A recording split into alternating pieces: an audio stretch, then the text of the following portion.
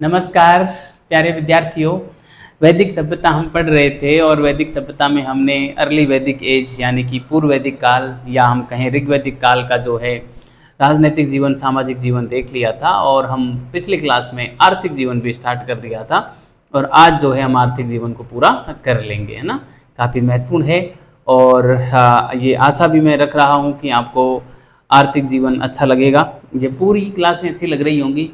तो विद्यार्थी नए जुड़े हैं उनसे ये अनुरोध है कि कृपया वो पुरानी क्लासों को जरूर देखें, तब ही आपको ये क्लासें जो हैं समझ में आएंगी, है ना। तो आप अच्छे से जो है तैयारी करते रहें विद्यार्थियों और अच्छे से पढ़ते रहें। मैं हेडिंग डालता हूँ आज की। आज जो हमारी क्लास होगी वो ये होगी, वही आर्थिक जीवन हम पढ़ रहे थे। क्या पढ़ रहे थे हम? ऋग्वैदिक काल का आर्थिक जीवन, है ना। ऋग्वैदिक काल का आर्थिक जीवन, है ना। ऋग्वैदिक काल का आर्थिक जीवन हम विद्यार्थियों पढ़ रहे थे और एक क्लास हमने देख ली थी जिसमें हमने कृषि देखा था और जो है पशुपालन देख लिया था। ठीक है, आज हम इसमें तीसरा पॉइंट जो है विद्यार्थियों वो देखेंगे। तीसरा पॉइंट की हम बात करें तो वो हम देख लेते हैं यहाँ पे। जो है तीसरा पॉइंट हम देख लेंगे, उद्योग और शिल्प देख लेते हैं और व्यापार वाणिज्य। बस 4 ही पॉइंट इसमें बनते हैं आर्थिक जीवन में, कृषि, पशुपालन, उद्योग शिल्प और व्यापार वाणिज्य, है ना। तो हम पहले उद्योग शिल्प देख लेते हैं। उद्योग व शिल्प देख लेते हैं। ठीक है, उद्योग व शिल्प देख लेते हैं विद्यार्थियों। तो इसमें देखिए बहुत ज़्यादा उद्योग व शिल्प विकसित नहीं थे, क्योंकि जैसा कि हमने देखा ऋग्वैदिक काल के आरंभ में तो ये थोड़ी यायावरी प्रवृत्ति के ही लोग थे और स्थायी रूप से अधिकतर बसे नहीं थे, है ना। यहाँ पे आर्य जो थे प्यारे विद्यार्थियों 2 भागों में बटे हुए थे, एक चर्षणी और एक कृषणी, है ना। चर्षणी वो थे जो यायावर थे और कृषणी वो थे जो कृषि करते थे और स्थायी रूप से बसे हुए थे। देखियो मैं एक चीज जरूर बताना चाहूंगा यहाँ पे, सॉरी, जो आर्य थे इस काल के आर्य 2 भागों में बटे हुए थे, है ना। कौन कौन से 2 भागों में बटे हुए थे? एक तो कहलाते थे चर्षणी। क्या कहलाते थे? चर्षणी कहलाते थे, है ना। चर्षणी या चर्षणी कहलाते थे और एक कृषणी कहलाते थे। क्या कहलाते थे? कृषणी कहलाते थे, है ना। चर्षणी और कृषणी कहलाते थे। चर्षणी में कौन थे? जो यायावर थे, यायावर प्रवृत्ति के, वो तो थे चर्षणी। और कृषणी में आते थे जो कृषि कार्य करते थे, है ना। अब कृषि करेंगे तो आपको पता है एक स्थान पे इनको रुकना ही पड़ेगा। जहाँ पे बीज बो दिया तो जब तक फसल नहीं कटेगी वहां पे रुकना ही पड़ेगा। तो ये क्या हो गए फिर? स्थायी रूप से बस गए थे, है ना। स्थायी बस गए थे। और ये यायावर का मतलब भटकते हुए, घुमक्कड़, खानाबदोश, आदिवासी, है ना। और भी बहुत सारे नाम लिए जा सकते हैं। तो इस प्रकार से आर्य 2 भागों में बटी हुई थी, चर्षणी और कृषणी। ठीक है, इसको आप नोट डाउन कर देना। वैसे सामाजिक जीवन में नोट डाउन करना, ये समाज के जो विभाजन हमने पढ़ा था वहां पे हमको यहाँ पे करना चाहिए था। वैसे आप कहीं भी लिख लो, अपना को याद रखना है बस चीज, है ना। सामाजिक जीवन में लिखोगे तो क्या है, एक सीक्वेंस बन जाएगी। ठीक है, मैं मिटा रहा हूं। तो इस प्रकार से जो है कुछ आर्य स्थायी रूप से बस गए थे, कुछ स्थायी रूप से नहीं बसे थे। इस वजह से क्या हुआ कि उद्योग और शिल्प जो है ज्यादा विकसित अवस्था में नहीं थे। लेकिन सूती वस्त्र उद्योग जो था काफी अच्छी स्थिति में था और जो है सबसे प्रमुख जो उद्योगों में था वो वस्त्र उद्योग ही था, है ना। उसमें सूती, ऊनी और मृग चर्म के जो है वस्त्र जो है यहाँ पे बनाए जाते थे। ठीक है, तो ये सारी बातें थी। सूती है, ऊनी है, इनके जो है वस्त्र बनाए जाते थे। इसके अलावा जो है जो रावी नदी है उसके किनारे पर ऊनी वस्त्रों का निर्माण होता था। गांधार की जो भेड़ थी वो ऊन के लिए प्रसिद्ध थी, है ना। और ये जो गांधार की भेड़ थी उसकी ऊन को रोमस कहा जाता था, रोमस, है ना। इसके अलावा वही कढ़ाई का काम है जो कपड़ों पे किया जाता था। जो कढ़ाई का काम करती थी वो पेशस्करी कहलाती थी, है ना, पेशस्करी। और पेशस्करी एक महिलाएं कढ़ाई का काम करती थी, है ना। रंगाई भी और कढ़ाई भी दोनों ही उसको बोलते हैं। और उसके ऊपर जो रंगाई का काम किया जाता था तो उस वस्त्र को पेशस्करी कहा जाता था, जिसे विवाह के समय पहना जाता था ना, उस महिला को भी जिसने पेशकरी का काम किया है उसको भी पेशकरी बोल देते थे ये लोग। तो इस प्रकार की बातें कुछ इसमें हम करेंगे। इसके अलावा जो है यहाँ पे एक तंतुवाय श्रेणी का भी उल्लेख मिलता है। तंतुवाय श्रेणी जो वस्त्रों को बुनने का काम करती थी, है ना, वस्त्रों को बुनने का जो काम करती है वो तंतुवाय श्रेणी होती है विद्यार्थियों। और तंतुवाय श्रेणी जो वस्त्रों को बुनने का काम करती थी वो करघे या टसर के माध्यम से करती थी, है ना। करघे को टसर बोलते हैं ना, तसर या टसर जो है वो बोला जाता था। ठीक है, तो ये सारी बातें थी उद्योग में, हम लिख लेते हैं और उसके बाद हम शिल्प पर आएंगे, है ना। उद्योग की बातें हम लिख लेते हैं पहले। तो मैं यहाँ पे बताऊं, यहाँ पे लिखूंगा कि उद्योग अधिक विकसित अवस्था में नहीं थे, अधिक विकसित अवस्था में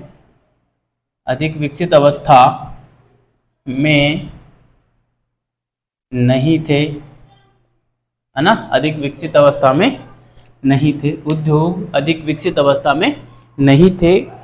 और जो है यहाँ पे सर्व प्रमुख उद्योगों में सूती वस्त्र था, है ना। प्रमुख उद्योगों में या फिर ऐसे लिखेंगे सूती वस्त्र उद्योग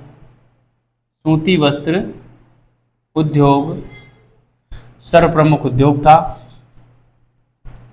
सर्व प्रमुख उद्योग था, सूती वस्त्र उद्योग सर्व प्रमुख उद्योग था। ठीक है, इसके अलावा जो है ऊनी व रेशमी वस्त्र भी बनाए जाते थे, है ना। ऊनी वस्त्र ही थे, सूती और ऊनी दो प्रकार के वस्त्र थे। रेशमी वस्त्र तो नहीं था अभी यहाँ पे। ठीक है, ऊनी वस्त्र, रेशमी वस्त्र भी नहीं था। ठीक है, सूती वस्त्र उद्योग प्रमुख उद्योग था। सूती वस्त्रों के साथ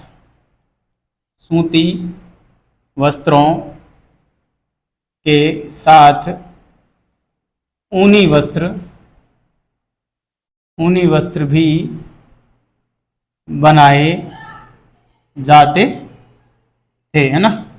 ऊनी वस्त्र भी बनाए जाते थे। ठीक है, रावी नदी के किनारे रावी नदी के किनारे रंगीन ऊनी वस्त्र बनाए जाते थे, है ना। ये बात मैं अगले पॉइंट के रूप में लिखना चाहूँगा। रावी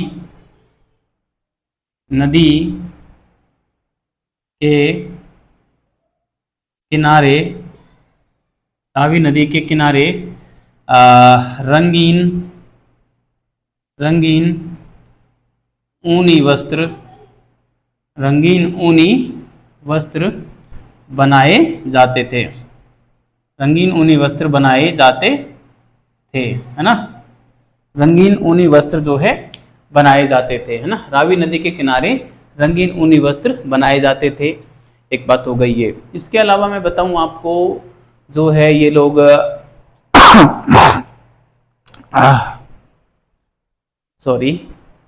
रावी नदी के किनारे ऊनी वस्त्र बनाए जाते थे।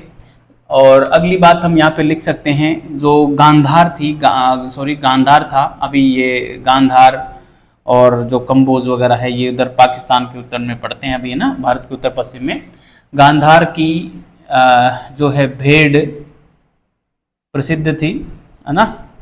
गांधार की भेड़ प्रसिद्ध थी, है ना, जिसकी ऊन को रोमस कहा जाता था, है ना। जिसकी ऊन को रोमस कहा जाता था। ठीक है, जिसकी ऊन को रोमस कहा जाता था। ठीक है, इसकी ऊन को रोमस कहा जाता था। एक बात हो गई है। इसके अलावा मैं बात करूं तो वस्त्रों पर कढ़ाई का काम भी किया जाता था, है ना। और कढ़ाई का काम करने वाले, जिस वस्त्र पर कढ़ाई का काम किया जाता था वो पेशकरी कहलाता था। और जो महिला थी वो भी पेशकरी कहलाती थी, है ना। और मतलब ऐसे ही मिलता है, किताब में ऐसे स्पष्ट नहीं है कि मतलब दोनों के लिए ही पेशकरी शब्द का इस्तेमाल मिलता है ना। और जो ये पेशकरी वस्त्र था ये नृत्य करते समय पहना जाता था, तो इसको नृत्य वस्त्र भी कहा जाता था, है ना। पेशकरी, मैंने पहले भी आपको लिखाया है पेशकरी, है ना, पेशकरी सामाजिक जीवन में शायद मैंने लिखाया है पेशकरी, पेशकरी, है ना। पेशकरी क्या था? वस्त्रों पर कढ़ाई करने, वस्त्रों पर कढ़ाई करना, ठीक है, वस्त्रों पर कढ़ाई करना, ठीक है, ये था पेशकरी, ठीक है। पेशकरी वस्त्रों पर कढ़ाई करना, क्या वस्त्रों पर कढ़ाई किया हुआ जो वस्त्र होता है ना, वस्त्रों पर कढ़ाई करने वाला जो वस्त्र है, करने के बाद उस वस्त्र को पेशकरी कहा जाता था, ठीक है। और उस महिला को, वस्त्रों पर कढ़ाई करने वाली महिला को भी पेशकरी कहा जाता था, है ना। तो वस्त्रों पर कढ़ाई करने के बाद जो वस्त्र है उसको पेशकरी कहा जाता था। तो मैं यहाँ पे लिखूंगा वस्त्रों पर कढ़ाई करने वाली महिला को भी, करने वाली महिला पेशकरी कहलाती थी, है ना, पेशकरी कहलाती थी। एक बात तो है ये, ठीक है। और उस वस्त्र को भी जो है, इस वस्त्र को नृत्य वस्त्र कहा जाता था, पेशकरी भी कहा जाता था ना। और वस्त्र को भी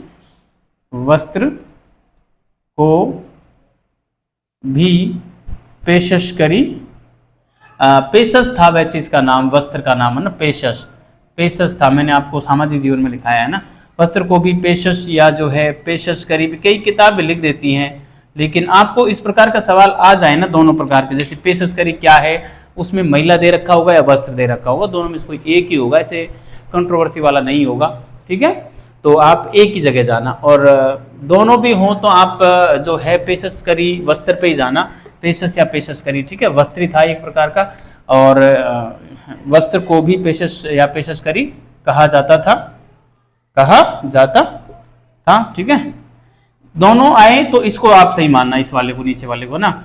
और इसको नृत्य वस्त्र भी कहते थे, है ना, सॉरी, नृत्य वस्त्र था, है ना, यह क्या था, नृत्य वस्त्र था, है ना। तो एक बात हो गई ये।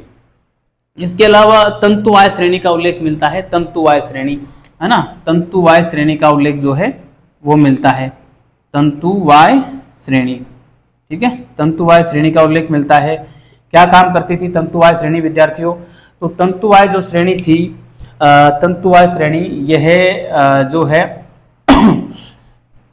वस्त्रों पर कढ़ाई का काम करती थी, है ना, क्या करती थी, वस्त्रों पर कढ़ाई का काम करती थी, ठीक है विद्यार्थियों, सॉरी, वस्त्रों पर कढ़ाई का काम करने वाले, हमने यहाँ पे जो कढ़ाई लिखा है ना, सॉरी, कढ़ाई तो ये तंतुवाय श्रेणी थी, ये रंगते थे वस्त्रों को ना, रंगाई का काम करते थे, है ना, सॉरी, यहाँ पे मैं थोड़ा सा गलत कर बैठा, कढ़ाई नहीं है ये, रंगाई है ना, सॉरी, वस्त्रों पर रंगाई करने वाली महिला ना, रंगाई, रंग देते थे वस्त्रों को, ठीक है। और तंतुवाय क्या था, वस्त्रों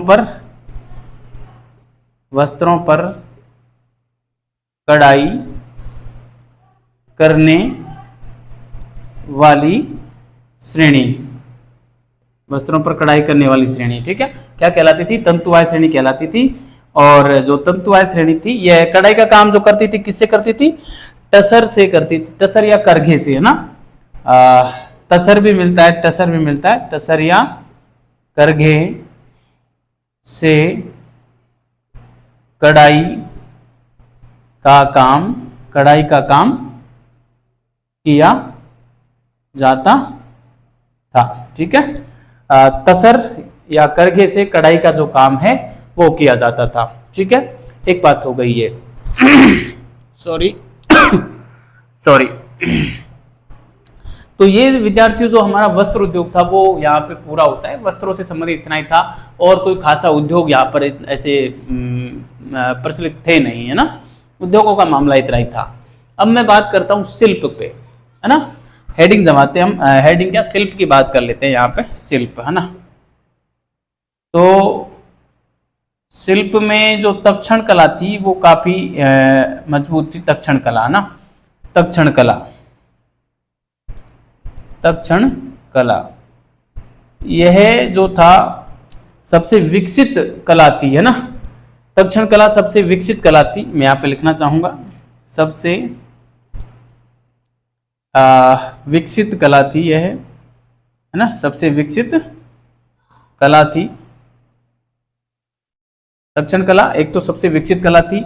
दूसरी बात मैं लिखना चाहूंगा कि ये जो तक्षण का जो काम होता था वो ये जो बैलगाड़ियां बनाते थे, है ना, गाड़ी बनाते थे ना, बैलगाड़ी हो चाहे घोड़ा गाड़ी हो, तो गाड़ियों पर तक्षण कला करते थे। यानी कि जो लकड़ी की गाड़ी बनाई जाती थी, लकड़ी के फंटे बनाकर और उनकी गाड़ी बना दी जाती थी, तो उन फंटों के ऊपर कुछ डिजाइनें बना दी जाती थी। आप लोगों ने देखा होगा आज भी कई जगह जहाँ पे ऊंट गाड़ियाँ चलती हैं, तो ऊंट गाड़ी के पीछे जो गाड़ी रहती है ना, वो लकड़ी की बनी रहती है, लकड़ी के फंटों की बनी रहती है, और उन फंटों के ऊपर कुछ डिजाइन बना दी जाती है। आज भी हमारे जो तख्ते होते हैं लकड़ी के ग्रामीण क्षेत्रों में, तो शहर सिटी में तो मैंने देखे नहीं अधिकतर, लेकिन ग्रामीण क्षेत्रों में आज भी तख्ते मिलते हैं। तो तख्तों के ऊपर भी हमें कुछ जो है चित्र जो है, जो कढ़ाई का काम जो है वो हमें मिलता है ना। तो इस प्रकार से जो है तक्षण का जो काम था वो हमारे किया जाता था गाड़ियों पर, है ना, गाड़ियों पर किया जाता था ना। और जो है ये लोग घोड़े का इस्तेमाल करते थे, तो घोड़ा के पीछे जो गाड़ी रहती है वो रथ बोला जाता है, रथ। तो रथों पे किया जाता था, घोड़ा गाड़ी भी बोल सकते हैं, रथ भी बोल सकते हैं, ठीक है। तो ये कहाँ किया जाता था सॉरी, तक्षण कला का जो काम किया जाता था वो सर्वाधिक जो था वो रथों पर किया जाता था, रथों पर, गाड़ियों पर, है ना, गाड़ियों पर, है ना, गाड़ियों पर आदि, ठीक है। तक्षण कला का काम ये लोग करते थे, ठीक है। एक बात हो गई, ये सबसे विकसित कला थी यह तक्षण कला ना। दूसरी बात मैं लिखना चाहूंगा यहाँ पे, तो दूसरी जो कला हो जाएगी हमारी स्वर्णकार। यहाँ पे मिलते हैं स्वर्णकार, है ना, स्वर्णकार मिलते हैं। ये कौन होते थे? सोने का काम करने वाले होते थे, है ना, सोने का कार्य करने वाले, है ना, सुनार जिसको बोलते हैं वर्तमान में हम, तो वो थे स्वर्णकार। इसके अलावा जो है हमें मिलते हैं यहाँ पे स्वर्णकार हो गए, और करमार मिलते हैं। करमार जो धातु का काम करते थे वो करमार कहलाते थे, है ना, धातु का काम करने वाले करमार कहलाते थे, है ना। जो लोग धातु का काम करते थे वो करमार कहलाते थे, सॉरी करमार, है ना, करमार या कर्मकार दोनों नाम मिलते हैं ना, करमार या कर्मकार या करमार, है ना। ये कौन थे? ये थे धातु का काम करने वाले, है ना। कौन थे? धातु का काम करने वाले, ठीक है, धातु का कार्य करने वाले, है ना, धातु का कार्य करने वाले थे।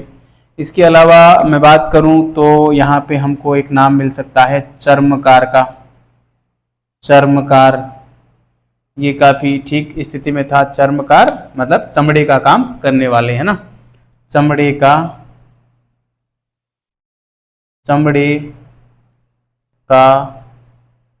कार्य करने वाले, है ना, चमड़े का कार्य करने वाले क्या हो गए? चर्मकार हो गए, है ना। इसके अलावा कुलाल हो गए। कुलाल कौन होते थे? कुलाल या कुंभकार, है ना, किसको बोलते हैं?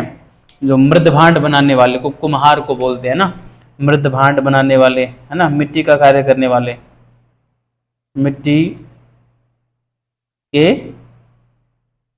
बर्तन बनाने वाला, है ना, मिट्टी के बर्तन बनाने वाला। इसके अलावा एक वाप्ता का नाम सॉरी वाप्ता का नाम और मिलता है, वाप्ता, है ना। ये नीचे कट रहा हो तो मैं बोल रहा हूं वाप्ता। वाप्ता कौन होता है? नाई, हजामत बनाने वाला, है ना। मैं यहाँ पे नाई लिख देता हूँ, आप लोग वैसे सब समझदार हैं, मेरे जैसा कौन होगा जिसकी आवश्यकता नहीं पड़ती, है ना। वाप्ता यानी नाई, ठीक है। तो ये था प्यारे विद्यार्थियों हमारे कुछ शिल्प कला के उदाहरण थे जो मैंने आपको लिखा है आप इसे उतारें, मैं इसे मिटा रहा हूं।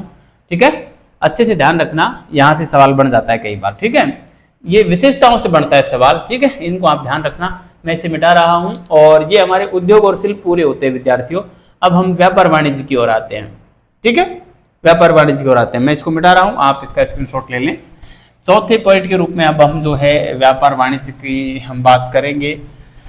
देखिए साथियों, व्यापार वाणिज्य जो था ना यहाँ पे, वो बहुत ही नाम मात्र के लिए था, नगण्य था, और बहुत अधिक व्यापार वाणिज्य नहीं था। केवल देशी व्यापार होता था, मतलब स्थानीय व्यापार होता था।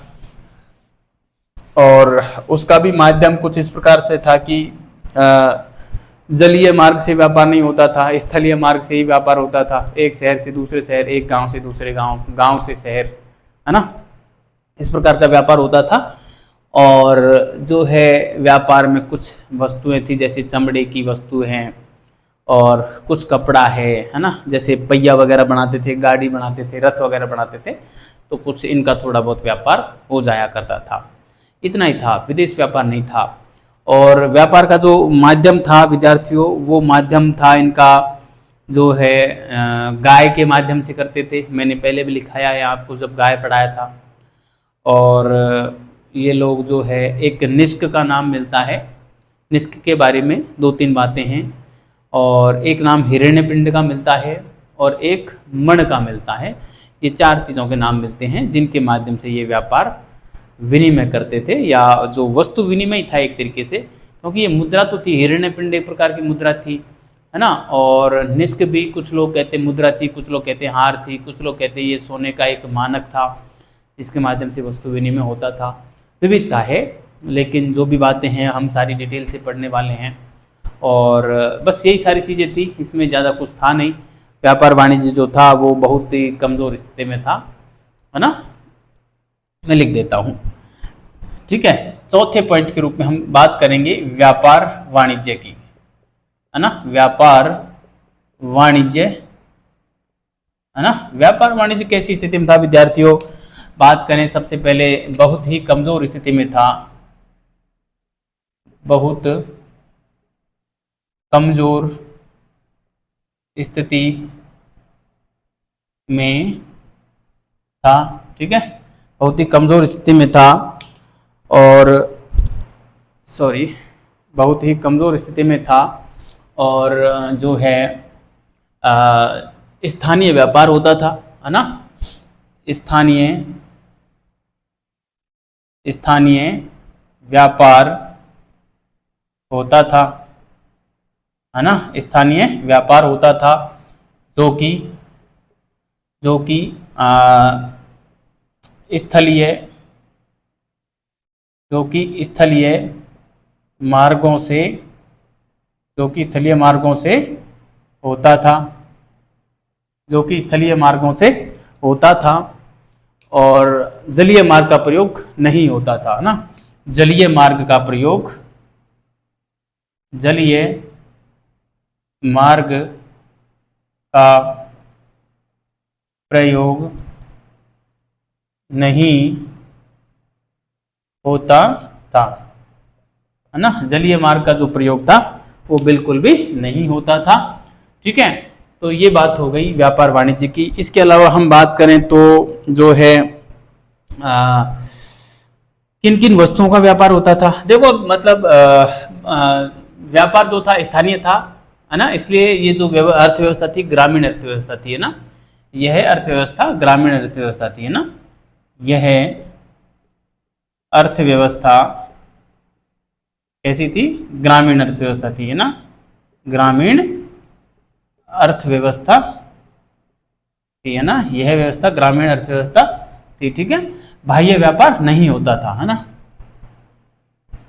बाह्य व्यापार नहीं होता था, बाह्य व्यापार नहीं होता था। ठीक है, अब व्यापार आखिर होता किसका था? देखो व्यापार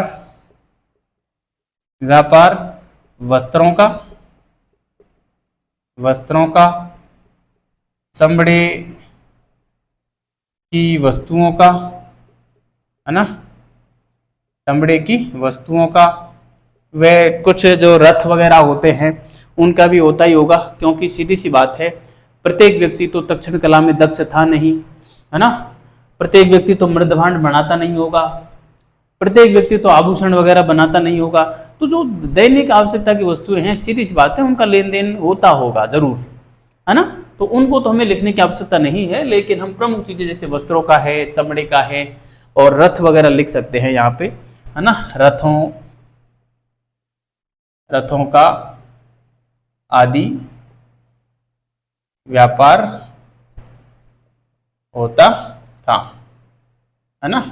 एक मोटा मोटी अनुमान लगाते हैं, ठीक है। अब व्यापार होता था तो आखिर व्यापार का जो माध्यम था वो क्या था। देखिए व्यापार का जो हम माध्यम लिखें तो हम यहाँ पे लिख सकते हैं व्यापार का माध्यम, है ना। व्यापार का माध्यम, व्यापार के माध्यम के लिए प्यारे साथियों हमें दो तीन चीजें मिलती हैं। एक तो गाय मिलती है, जैसा कि मैंने अभी बताया आपको, है ना। पहले भी मैंने लिखाया है कि जब गाय पढ़ाई थी तो उसमें बताया था गाय जो है व्यापार का माध्यम होता था, वस्तु विनिमय, है ना। व्यापार का माध्यम वस्तु विनिमय ही था, है ना। व्यापार का माध्यम क्या था, वस्तु विनिमय था, ठीक है।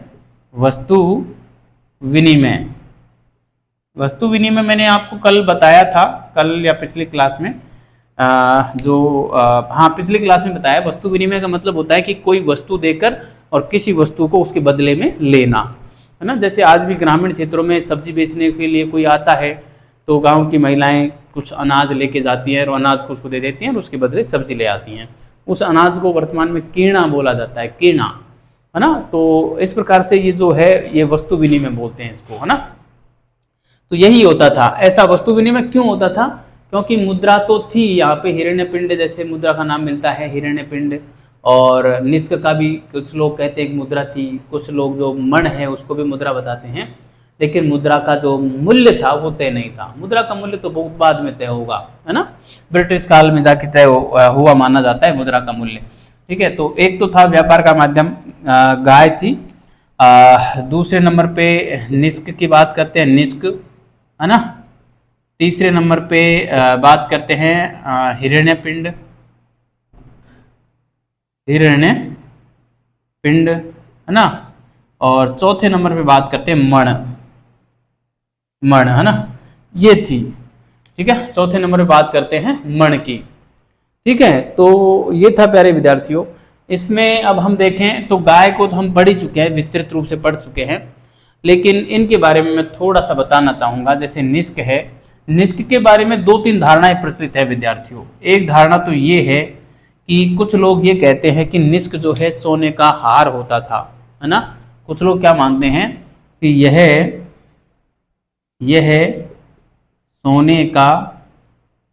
सोने का हार होता था जिसे गले में पहना जाता था। अब हार होगा तो सीधी सी बात है, हार होगा तो सीधी सी बात है गले में ही पहना जाएगा, कौन सा उसको माथे पे पहनेंगे, है ना। गले में ही पहना जाएगा, ठीक है। तो कुछ लोगों का मानना है कि सोने का हार था, गले में पहना जाता था। कुछ लोग ये कहते हैं, कुछ लोग ये कहते हैं कि कुछ लोग ये कहते हैं कि यह सोने का एक मानक था जो वस्तु विनिमय का माध्यम था, है ना। यह सोने का एक मानक था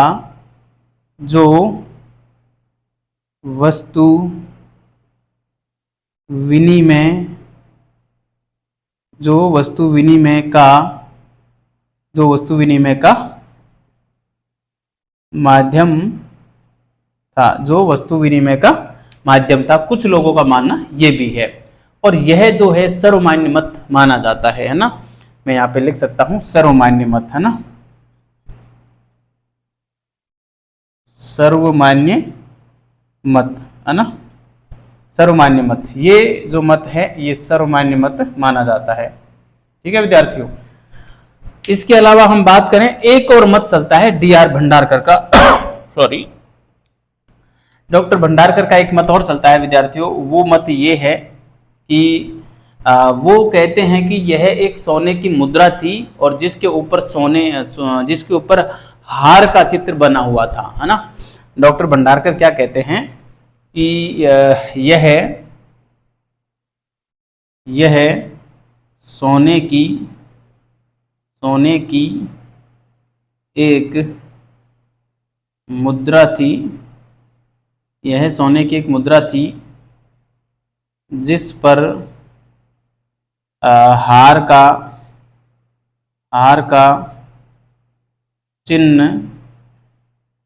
चिन्ह कहूं या चित्र कहूं, एक ही बात है ना। हार का चिन्ह या चित्र में लिख देता हूं, चलो, चित्र बना हुआ था, है ना। ऐसा कौन कहते हैं?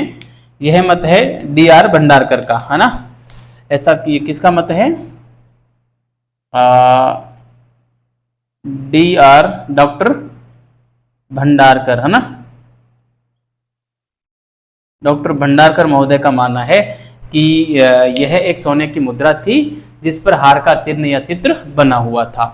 सर्वमान्य मत ये माना जाता है कि सोने का एक मानक था। मानक का मतलब है कि सोने का बस एक निश्चित टुकड़ा फिक्स कर दिया कि ये एक सोने का टुकड़ा है, इतने टुकड़े का 1 किलो गेहूं आएंगे या 1 किलो बाजरा आएगा, या इस प्रकार से तय कर दिया जाता था कि एक टुकड़ा, इतने बड़ा सोने का कोई टुकड़ा लाएगा तो उसका लगभग इतना सामान आपको दे दिया जाएगा। जैसे वो टुकड़े का गेहूं इतना फिक्स कर दिया, बाजरा इतना फिक्स कर दिया, सब्जी इतनी फिक्स कर दी, है ना। इस प्रकार से वो एक मानक बना दिया, स्टैंडर्ड बना दिया कि ये एक मानक है ना। इस प्रकार जैसे हम अभी जैसे एक कागज का नोट होता है, उसको हम मानक का रूप दे देते हैं और उस पर लिख देते हैं कि मैं धारक को 100 रुपये अदा करने का वचन देता हूं। तो वो तो क्या हो गया, वो तो मुद्रा का मूल्य तय कर दिया, उस नोट का मूल्य तय कर दिया कि वो नोट है वो 100 रुपए का है। जबकि वास्तविकता क्या है, उस नोट की वास्तविक कीमत क्या है? यदि हम कागज की और उसके ऊपर स्याही लगी उसकी और उसका प्रिंटिंग का टोटल खर्चा देखें तो 100 रुपए के नोट का जो खर्चा है वो लगभग 2 रुपए के समथिंग बैठता है, लेकिन 100 रुपए में वो चलता है। क्यों? क्योंकि उसका मानक हमने तय कर दिया कि ये 100 रुपए है, क्योंकि उसमें गवर्नर जो है सिग्नेचर करके देता है ये लिखकर कि मैं धारक को 100 रुपए अदा करने का वचन देता हूं। तो वो तो हो गया मुद्रा का मूल्य तय। उसी प्रकार इन लोगों ने क्या किया था, ये एक सोने का टुकड़ा लिया एक निश्चित वजन का और उसका मूल्य तय कर दिया। मूल्य तो तय नहीं किया पर उसका एक मोटा मोटी अनुमान लगा दिया कि इतना बड़ा कोई सोने का टुकड़ा लाएगा तो उसको इतना सामान ये दे दिया जाएगा, इतना सामान ये दे दिया जाएगा, इतना सामान ये दे दिया जाएगा, उस हिसाब से था, है ना। उसको बोलते हैं मानक। ठीक है, तो ये बात हो गई। इसमें मैं बात करूं, हिरण्यपिंड भी एक मुद्रा थी जो कि चित्र रहित मुद्रा थी, है ना। ये क्या थी? हिरण्यपिंड। हिरण्यपिंड के बारे में मैं यहाँ पे बात करूं तो चित्र रहित मुद्रा थी, है ना। चित्र रहित मुद्रा थी, ठीक है। और ये भी एक मुद्रा थी, कोई मुद्रा वगैरह थी, लेकिन इसके बारे में ज्यादा कुछ जानकारी मिलती नहीं है। ठीक है विद्यार्थियों, तो ये था कुछ हमारे जो है व्यापार वाली बातें यहाँ पे पूरी हो जाती हैं। ठीक है साथियों, इसके अलावा मैं जो है आपको उद्योगों में, धातु उद्योग में थोड़ा बीच में मिस कर गया। मैंने एक ही उद्योग पढ़ा के आपको छोड़ दिया, धातु उद्योग को मैं थोड़ा मिस कर गया। तो इस कोने में धातु उद्योग की एक बेसिक जानकारी है, 2-3 फैक्ट्री हैं, इसमें ज़्यादा कुछ है नहीं, तो वो मैं यहाँ पे बताना चाहूँगा। धातु उद्योग मेरे से थोड़ा सा मिस हो गया था उस समय। ठीक है, तो मैं यहाँ पे थोड़ा सा बताना चाहूँगा विद्यार्थियों।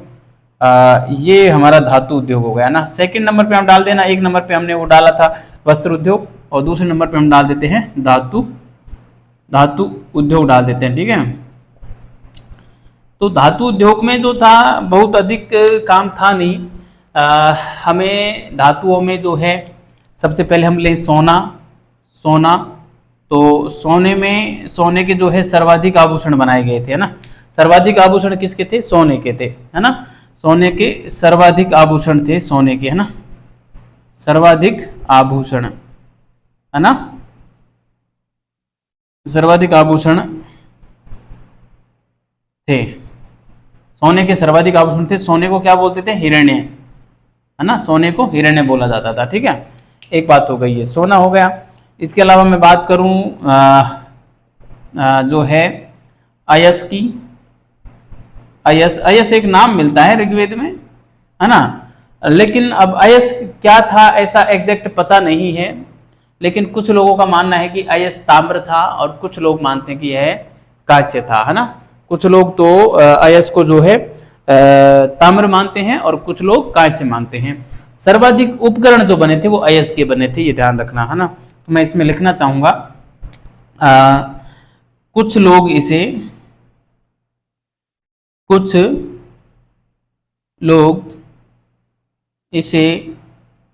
ताम्र, तो कुछ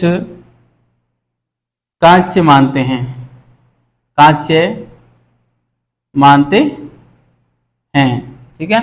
कुछ लोग तो ताम्र तो कुछ कांस्य मानते हैं। सर्वाधिक उपकरण इसी के बने थे, है ना। सर्वाधिक उपकरण इसी के थे। देखो, सर्वाधिक आभूषण पूछे तो सोने के, उपकरण पूछे तो अयस के, ठीक है। इसके अलावा हम बात करें रजत की, रजत यानी कि चांदी, तो चांदी का जो है ऋग्वेद में एक बार भी उल्लेख नहीं है, अथर्ववेद में उल्लेख मिलता है, ठीक है। तो ऋग्वेद में उल्लेख नहीं, ऋग्वेद में उल्लेख नहीं, ऋग्वेद में उल्लेख नहीं, अथर्ववेद में उल्लेख मिलता है ना। अथर्ववेद में उल्लेख मिलता है ना। अथर्ववेद में जो है इनका उल्लेख जो है वो मिलता है, ठीक है। अथर्ववेद में उल्लेख मिलता है। तो ये थे प्रमुख धातु विद्यार्थियों, इसमें ज्यादा कुछ है नहीं। और लोहे की बात करें तो लोहे धातु से अभी हल्के फुल्का परिचित हुआ था, मतलब इंसान इतने ज्यादा परिचित थे नहीं। वैसे 1000 ईस्वी में जाके अतरंजी खेड़ा से और लोहे की खोज भारत में पहली बार मानी जाती है, ठीक है। तो ऋग्वैदिक काल भी हम पढ़ रहे हैं तो 1000 से पहले का काल पढ़ रहे हैं। 1000 के बाद वाले में लोहे की खोज मानी जाती है, तो उत्तर वैदिक काल में ही हम लोहे के बारे में पढ़ेंगे। उससे पहले ऋग्वैदिक काल में हम लोहे के बारे में नहीं पढ़ेंगे, ठीक है, क्योंकि था ही नहीं लोहा। तो ये था हमारा प्यारे विद्यार्थियों ऋग्वैदिक काल का सॉरी ऋग्वैदिक काल का आर्थिक जीवन, ठीक है, जो मैंने यहाँ पे आपको पढ़ाया। आपको अच्छे से समझ में आया होगा ऋग्वैदिक काल का आर्थिक जीवन।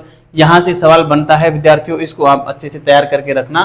बाकी सवाल यहाँ से कंसेप्चुअल सवाल बनता है कि यह सभ्यता जो थी ऋग्वैदिक सभ्यता कैसी थी, ग्रामीण सभ्यता थी, व्यापार स्थानीय होता था, जलीय मार्ग से होता था, बाह्य व्यापार होता था नहीं होता था। इस प्रकार से 4 कथन देंगे और वो पूछेंगे कि कौन सा सही है कौन सा गलत है, तो इस प्रकार से आपको जवाब देना होता है। तो आप इसको अच्छे से पढ़े रहेंगे तो आपका मुझे विश्वास है कि किसी प्रकार का सवाल जो है गलत नहीं होगा। चाहे जो नेट का एग्जाम हो, प्रोफेसर का हो, स्कूल व्याख्याता का हो, या और अन्य कोई सेकंड ग्रेड वगैरह का हो, आपका सारे सवाल यहाँ से सही हो जाएंगे, है ना।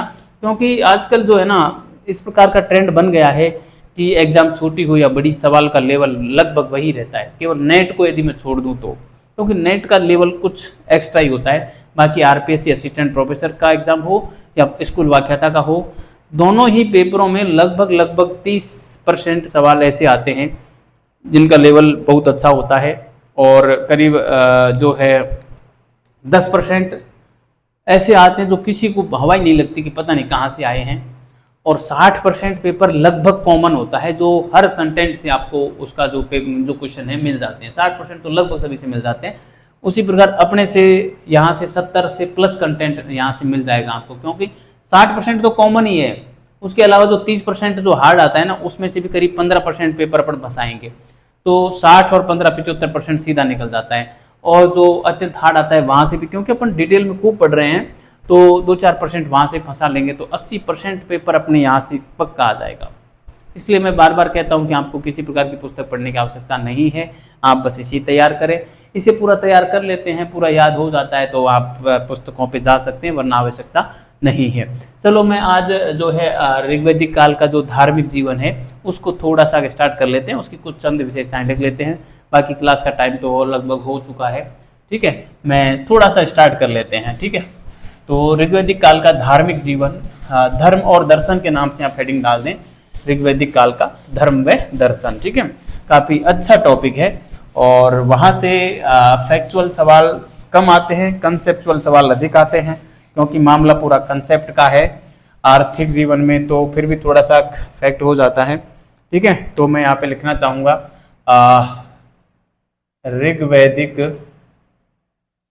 ऋग्वैदिक काल का धर्म व दर्शन। धर्म व दर्शन पढ़ेंगे, और इसमें सबसे पहले विद्यार्थियों धर्म की प्रमुख विशेषताएं हम पढ़ लेते हैं ना। धर्म की या धार्मिक विशेषताएं क्या थी, है ना, प्रमुख विशेषताएं। ठीक है विद्यार्थियों, तो ये बातें हम देख लेते हैं कि इनकी जो है पूर्व वैदिक काल में या अर्ली वैदिक एज में धर्म की क्या विशेषताएं थी। देखिए, एक तो इनका व्यावहारिक और उपयोगितावादी धर्म था। व्यावहारिक धर्म क्या होता है कि जिसको व्यवहार में अपनाया गया हो, केवल सिद्धांतों की बात नहीं की गई हो ना। कहने का मतलब कथनी और करनी में जहाँ अंतर नहीं हो वो व्यवहार होता है ना। यानी कि हम कहते हैं ना कि कोई व्यक्ति कई बार तो ये कहता है कि मैं तो कभी झूठ नहीं बोलता, और मैं तो हमेशा सत्यवादी हूँ, मैं तो झूठ नहीं बोलता, मुझे तो झूठ पसंद ही नहीं है। कई बार तो लोग इस प्रकार से कहते हैं, और व्यवहार में उनका क्या होता है, छोटी सी बात पे झूठ बोल देते हैं। तो ये कथनी और करनी में अंतर आ गया। मतलब वो बात सिद्धांतों की तो कहाँ तक करता था, मेरे तो मतलब आदत में ही नहीं है झूठ बोलना, और व्यवहार में वो बहुत ज्यादा झूठ बोल रहा है ना। तो सिद्धांत तो उसका क्या कह रहा है कि मेरी आदत में नहीं है झूठ बोलना, मेरा तो सिद्धांत ही नहीं है झूठ बोलना, है ना। तो सैद्धांतिक बात तो वो उसकी वो हो गई, और व्यवहार में वो बेजा झूठ बोल रहा है, बहुत अधिक झूठ बोल रहा है। तो ऐसा नहीं था यहाँ पे, ये व्यवहारिक धर्म था, जैसा लोग ये कहते थे वैसा करते थे, है ना। तो यहाँ क्योंकि यहाँ पे मोक्ष जैसी अवधारणा नहीं थी, मूर्ति पूजा नहीं थी, और मंदिर वगैरह नहीं थे, है ना। उपयोगितावादी धर्म था, है ना। जो चीजें उपयोगी थी उन्हीं को ये स्वीकार करते थे, उन्हीं की मांग करते थे ईश्वर से। ईश्वर जैसी अवधारणा थी, ऐसा माना जाता था। पारलोक में थोड़ा बहुत विश्वास था, पुनर्जन्म में था, आत्मा में था, है ना, परमात्मा भी था, कर्म में था।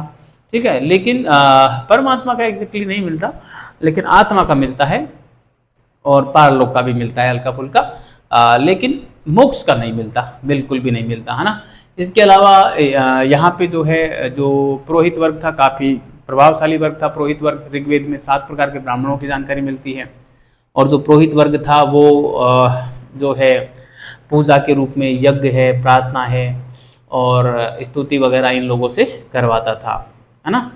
इसके अलावा इन लोगों ने जो है जो प्रकृति का दैवीयकरण किया था, अर्थात जो प्राकृतिक शक्तियाँ थी, जैसे जल है, अग्नि है, वायु है, पृथ्वी है, इनके देवता तय किए, है ना। और ये जो देवता तय किए थे, इसे हम जो है प्राकृतिक बहुदेववाद भी कहते हैं, क्योंकि जैसे पृथ्वी का देवता हो गया, अग्नि का देवता हो गया, जल का देवता हो गया, ऐसे तय कर दिए, तो ये बहुदेव हो गए ना, बहुत सारे देव हो गए, प्राकृतिक बहुदेववाद हो गया, है ना। इस प्रकार से देवताओं का मानवीकरण भी इन्होंने किया, क्योंकि देवता को जो है एक श्रेष्ठ मानव मानकर और उसकी आराधना की, इसलिए हम कह सकते हैं कि देवताओं का मानवीकरण भी इन्होंने किया। लेकिन 2 देवता ऐसे थे जिनको है जो इन्होंने पशु के रूप में पूजा, जिसमें अज एक पाद व अर्हि बुधन्य, है ना, अर्हि बुधन्य नाम का एक देवता था, है ना। अर्हि बुधन्य नाम, हाँ यही नाम है शायद, शायद क्या, ठीक है, अर्हि बुधन्य है ना। इसके अलावा ये जो धर्म था वो प्रवृत्ति मार्गी धर्म था, है ना। प्रवृत्ति मार्गी धर्म क्या होता है, एक तो धर्म होता है निवृत्ति मार्गी, जो ये कहता है कि कर्म मत करो, आप कर्म नहीं करेंगे तो हमारे कर्म फल जो है वो संचित ही नहीं होंगे, और कर्म फल संचित नहीं होंगे तो हमें जो है फिर से पुनर्जन्म लेना नहीं पड़ेगा, और हम क्या हो जाएंगे, मोक्ष प्राप्त हो जाएगी। लेकिन चूंकि इस धर्म में मोक्ष जैसी अवधारणा थी ही नहीं, तो ये प्रवृत्ति मार्गी थे, सुख संपत्ति में विश्वास करते थे, कर्म में विश्वास करते थे, और जब कर्म में विश्वास करता है आदमी तो उसके कर्म क्या हैं, संचित होते जाते हैं, और संचित होते जाते हैं तो वो कर्म फल को पूरा भोग नहीं पाता, उससे पहले ये शरीर का नाश हो जाता है। तो फिर उन जो कर्म इसने किए थे उन कर्मों को भोगने के लिए इसे फिर से जन्म लेना पड़ता है, और इस प्रकार से ये जन्म मरण का चक्र जो है वो चलता रहता है। ऐसा प्रवृत्ति मार्ग में माना जाता है। ऐसी दंत कथाएं, माइथोलॉजी कह सकते हैं, ऐसे दर्शन है ये एक तरीके से, है ना। मैं तो खैर ऐसा नहीं मानता कि इस प्रकार से कुछ होता है। कभी दर्शन की बात आएगी तो मैं बताऊंगा, क्योंकि दर्शन मेरा रुचिकर विषय है। तो ये सारी बातें थी, मैं यहाँ पे लिख देता हूँ इन विशेषताओं को, और पशु पूजा वगैरह ये लोग करते नहीं थे। तो सारी बातें हम यहाँ पे लिख देते हैं। देखिए क्या क्या बातें थी। पहली विशेषता मैं लिखूं विद्यार्थियों यहाँ पे, तो इनका जो धर्म था, इनका धर्म कैसा था? व्यावहारिक व्यावहारिक व्यावहारिक व उपयोगितावादी था ना। कैसा था? उपयोगितावादी, उपयोगितावादी था। उपयोगितावादी क्या होता है? मतलब उपयोगितावादी वैसे एक पाश्चात्य विचारधारा है, साम्राज्यवादियों की विचारधारा है, जिसके संस्थापक काफी बाद में माने जाते हैं। जेम्स जो जेरेमी बेंथम है उसको माना जाता है, बेंथम और मिल को माना जाता है ना। यूटिलिटेरियनिज्म एक पुस्तक लिखी थी, बेंथम ने लिखी थी। तो उसी में इसने ये सिद्धांत दिया था, उपयोगितावाद का सिद्धांत। इसमें क्या होता है ना कि ये इनका मानना ये है कि जो चीज उपयोगी है उसका तो उपयोग करो, लेकिन जो चीज अनुपयोगी है उसे नष्ट कर देनी चाहिए, है ना। या फिर वो चीज कब उपयोगी होगी? जब पाश्चात्य चाहेगा, है ना। इस प्रकार का सिद्धांत तो उन बेंथम ने वगैरह इन्होंने दिया था। लेकिन उपयोगितावाद का मतलब है कि जो चीज उपयोगी है उसका भरपूर इस्तेमाल करना चाहिए, क्योंकि ये लोग सुख संपत्ति में विश्वास करते थे, है ना। ये यज्ञ करते थे तो ये कहते थे कि हमें 100 गायें दीजिए, 100 पुत्रों का वरदान मांगते थे, 1,000 गायों का वर मांगते थे ये लोग, है ना। ये नहीं मांगते थे कि मेरी मोक्ष कर दो आज की तरह, मेरी मोक्ष कर दो, मुझे पारलोक में भेज दो, है ना। ऐसा कुछ नहीं मानते थे, है ना। मोक्ष की अवधारणा थी नहीं। तो एक बात हो गई है। दूसरी बात मैं करूं तो ये है जो पशु पूजा नहीं करते थे, है ना। पशु पूजा, पशु पूजा, पशु पूजा है, मूर्ति पूजा है, मूर्ति पूजा, है ना। पशु पूजा मूर्ति पूजा नहीं करते थे, है ना। पशु पूजा और मूर्ति पूजा नहीं करते थे। मंदिर भी नहीं थे, है ना।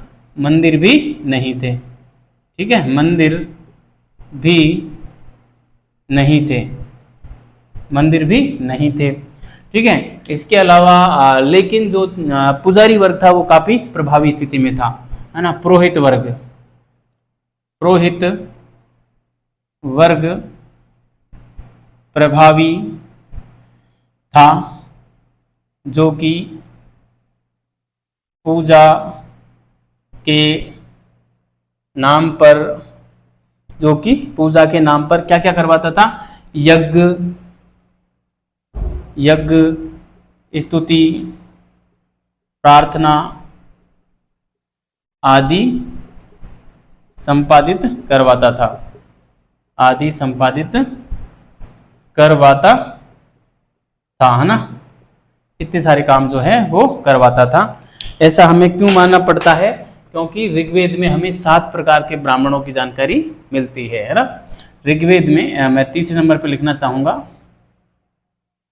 ऋग्वेद में 7 प्रकार के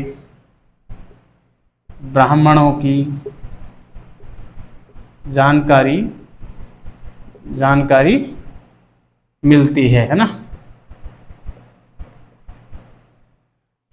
मिलती है, ठीक है।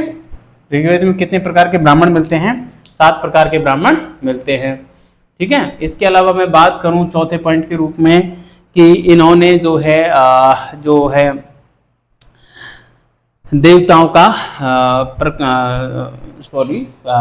प्रकृति का दैवीकरण किया था, है ना। इन्होंने प्रकृति का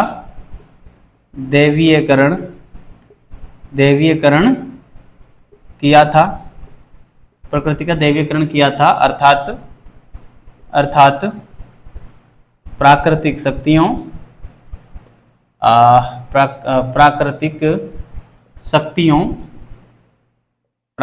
शक्तियों यथा जैसे अग्नि है ना। अग्नि है, वायु है, अग्नि है, वायु है ना। और क्या नाम से हम कह सकते हैं, जल है ना, पृथ्वी है। अग्नि, वायु, जल, पृथ्वी आदि के देवता आदि के देवता तय किए, आदि के देवता तय किए। ठीक है, इसे हम प्राकृतिक बहुदेववाद भी कहते हैं, है ना। इसे हम इसे इसे हम प्राकृतिक प्राकृतिक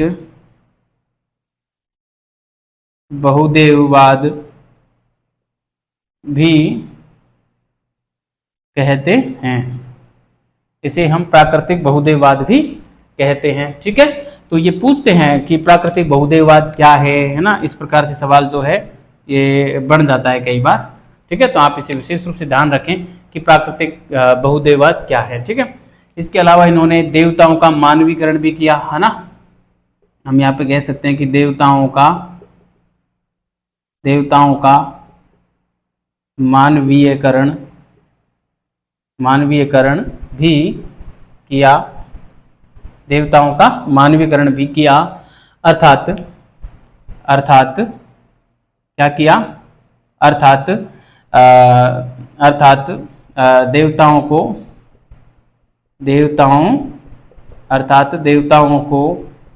श्रेष्ठ मानव मानकर, देवताओं को श्रेष्ठ मानव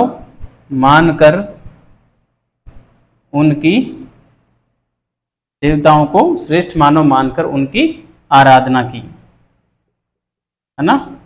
देवताओं को क्या माना, श्रेष्ठ मानव माना और उनकी आराधना की।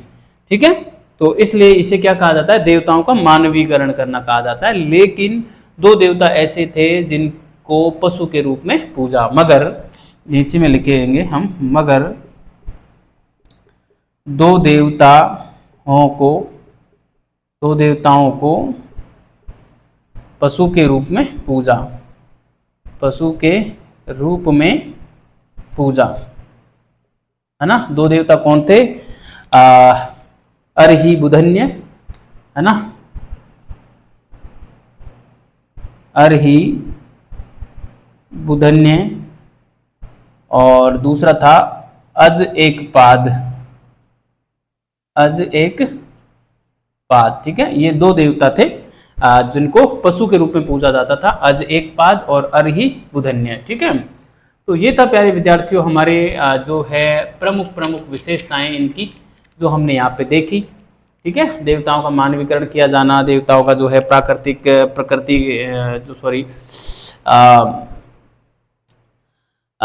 ये लिखा था ना, प्रकृति का दैवीकरण किया जाना, जिसे हम प्राकृतिक बहुदेववाद भी कहते हैं। यहाँ से सवाल लगातार बनता है। ठीक है, और देवताओं का मानवीकरण किया जाना।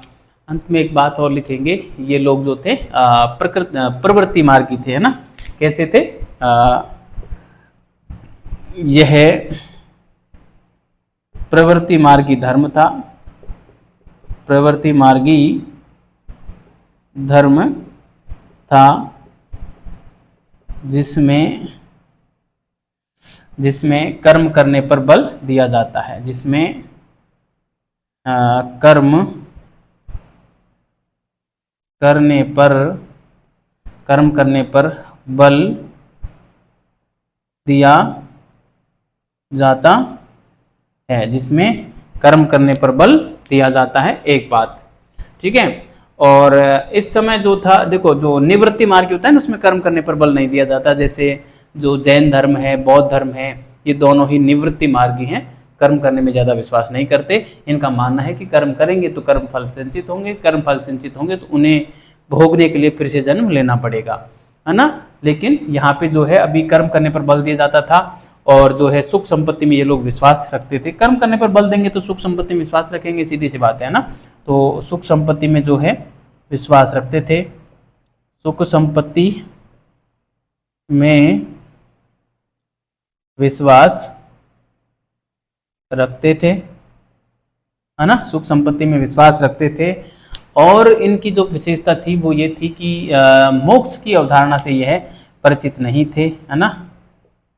मोक्ष की अवधारणा से परिचित नहीं थे। है ना, मोक्ष की अवधारणा से परिचित नहीं थे, मगर कर्म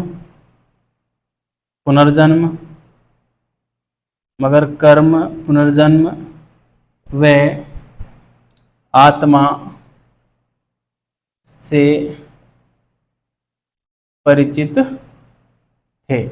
आत्मा से परिचित होने का मतलब ये नहीं कि आत्मा को जान लिया होगा। आत्मा जैसी जो शब्दावली थी या आत्मा जैसी अवधारणा थी उससे परिचित थे, न कि आत्मा से। आत्मा से परिचित होने का मतलब है अहम ब्रह्मास्मि की स्थिति में पहुंच जाना कि मैं ही ब्रह्म हूँ और ये सृष्टि ब्रह्म में है, सर्व खलविदम ब्रह्म, जैसा कि शंकराचार्य जी ने कहा था, अहम ब्रह्मास्मि सर्व खलविदम ब्रह्म अंशो जीवो ही नाप्र एकम ब्रह्म द्वितीयो नास्ति, है ना। तो ये सारी बातें हैं, कभी दर्शन आएगा तो वहाँ पे पढ़ाऊंगा मैं आपको, काफ़ी मजबूत है मेरा दर्शन। जिस प्रकार से इतिहास में पढ़ा लेता हूँ उसी प्रकार से दर्शन भी मैं पढ़ा लेता हूँ, और यूपीएससी लेवल का पढ़ा सकता हूँ मैं। कभी पढ़ाया नहीं है लेकिन पढ़ा सकता हूँ, दर्शन मेरा काफ़ी अच्छा है, ठीक है। तो ये था प्यारे विद्यार्थियों हमारा ऋग्वैदिक काल का जो धर्म है वो हमने पढ़ा। दर्शन को हम कल पढ़ेंगे और उसके बाद की बातें हम कल करेंगे। तब तक के लिए विद्यार्थियों आप अच्छे रहिए, मस्त रहिए और इतिहास का मजा लेते रहिए।